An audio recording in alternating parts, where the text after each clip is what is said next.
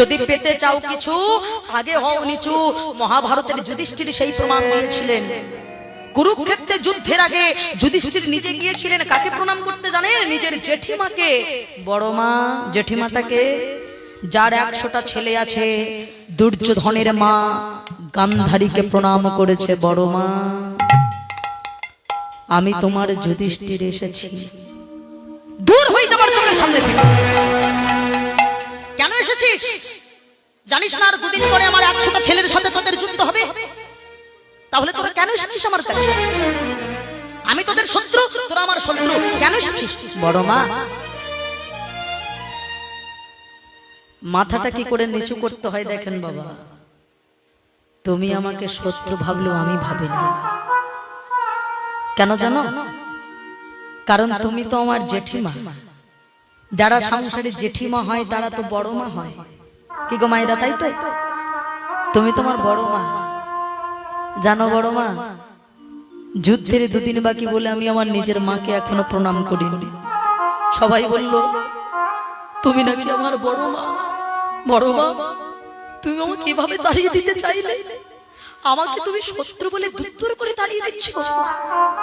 বড় মা, তুমি তো চাও তাই না যে আমরা 5টা ভাই যেন মারা যায়, তোমার 100টা ছেলে যেন বেঁচে থাকে, এটাই তো চাও। বড় মা, আমি তোমার কাছে প্রণাম করে ওই আশীর্বাদটাই চাই।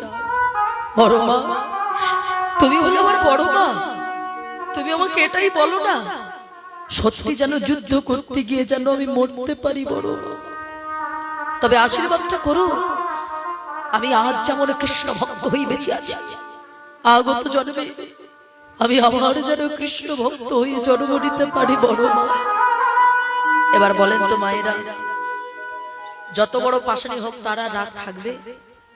কি বলেন? যে চাইতো 5 ভাই যেন মারা যায় সে আর চাইতে পারে?